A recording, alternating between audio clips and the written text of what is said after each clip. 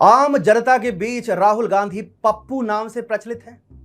विपक्ष ने उन्हें यह नाम उनके राजनैतिक अपरिपक्वता और सामान्य शिथिलता के कारण दिया है।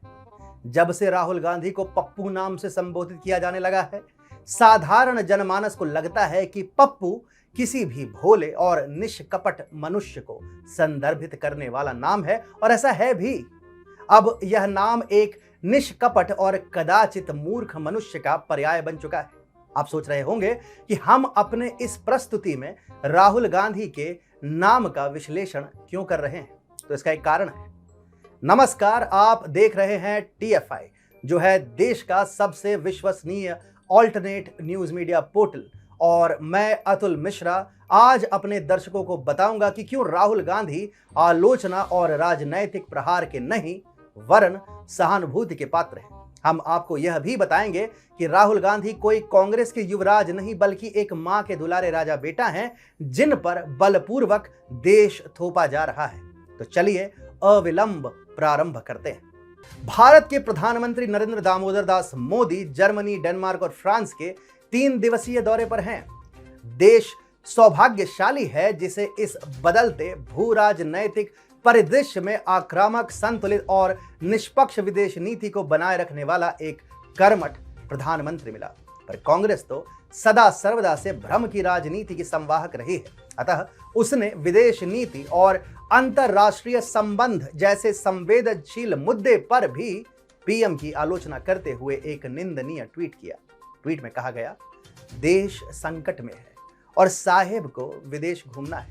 अभी कांग्रेस का यह ट्वीट पोस्ट ढंग से रिफ्रेश भी नहीं हुआ था कि राहुल गांधी की रंगरलियां सोशल मीडिया पर विषाणु युक्त अर्थात वायरल हो गई, जिसमें वो नेपाल के एक नाइट क्लब में एक महिला के साथ उत्सव मनाते हुए देखे जा सकते हैं। कुछ ऑनलाइन लेखों की माने तो वे महिला और कोई नहीं वरन चीनी सुंदरी हो यांकी हैं, जो नेपाल में चीन की राजदूत हैं और जिन्हें चीन ने नेपाल के बुद्धिमान, युवा और यशस्वी प्रधानमंत्री, जो कि अब भूतपूर्व हो चुके हैं, उन्हें मधुबिद्ध अर्थात हनी ट्रैप करने के लिए नियुक्त किया था।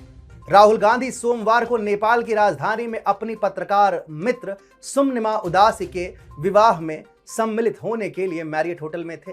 यह वीडियो उसी समय की है। देश के हर जागरूक नागरिक को यह जानना आवश्यक है कि राहुल गांधी किसके विवाह में गए थे और किसके साथ थिरक रहे थे। राहुल गांधी की इस महिला मित्र का नाम है सुमनिमा उदास। सुमनिमा के पिता म्यांमार में नेपाल के राजदूत भी रह चुके हैं। सुमनिमा CNN की पूर्व संवाददाता भी रह चुकी हैं। उन्होंने अमेरिका के ली यूनिवर्सिटी से पत्रकारिता की पढ़ाई की है। सुमनिमा पत्रकारों के उस समूह से आती हैं जो नेपाल के भारतीय क्षेत्र पर दावों को ना सिर्फ सही ठहराती हैं, अपितु भारत को एक विस्तारवादी राष्ट्र भी बताती है। वो मोदी सरकार की मुखर आलोचक और नेपाल में चीनी हित की समर्थक रही है। और अगर राहुल जी की मित्र महिला सच में हो यांकी ही हैं, तो ये जान लें कि मार्च 1970 में चीन के शांक्सी प्रांत में जन्मी हो यांकी के पास कला में मास्टर डिग्री है। धीरे धीरे पदोन्नति के माध्यम से बढ़ते हुए हो यांकी ने विदेश मंत्रालय में सुरक्षा विभाग के निदेशक के रूप में कार्य किया। 2018 में उन्हें नेपाल में पीपल्स रिपब्लिक ऑफ चाइना के राजदूत के रूप में नियुक्त किया गया था। अपनी नियुक्ति के पश्चात ही उन्होंने भारत नेपाल के संबंधों को भंग कर दिया। उन्होंने सुनिश्चित किया कि नेपाल में चीन का प्रभाव बढ़े और भारत का घटे। अंतर्राष्ट्रीय संबंधों के जानकार कुछ समय तक नेपाल की ठंडी ठंडी हवा में देखो ना क्या हो गया, एक ओली का एक यांकी से गलती से लफड़ा हो गया की पुष्टि भी कर रहे थे। उन्हीं के कारण नेपाल ने भारतीय चैनल के प्रसारण पर न सिर्फ रोक लगाई, यहां तक कि लिपुलेख और काला पानी पर भारत के दावों के खिलाफ अपने संसद में निंदा प्रस्ताव भी पारित किया। ऐसे में प्रश्न ये उठता है कि राहुल गांधी आखिर ऐसे राष्ट्र विरोधी, भारत विरोधी लोगों के उत्सव में उपस्थित क्यों थे और चीनी राजदूत के साथ उत्सव मनाने के निहितार्थ क्या निकाले जाएं?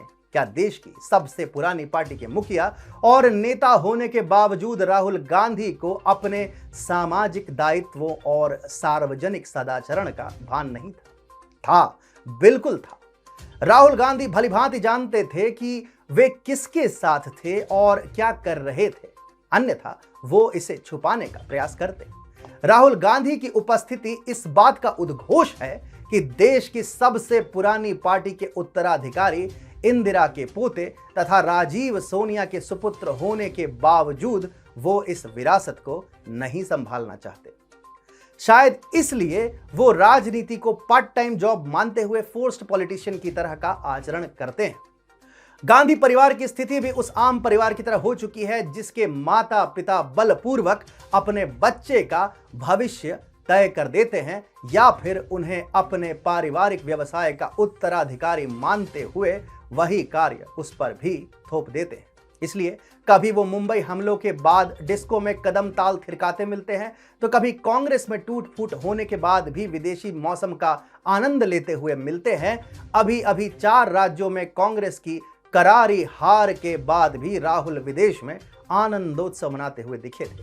कांग्रेस को, हम सभी को और पूरे देश को यह समझना होगा कि राहुल राजनेता नहीं है और उन्होंने स्वयं अपने आचरण से यह बात सिद्ध कर दी है। उनकी पार्टी और परिवार के संबंध चीनी संस्थानों से हैं और समय समय पर यह बात सामने आई भी है।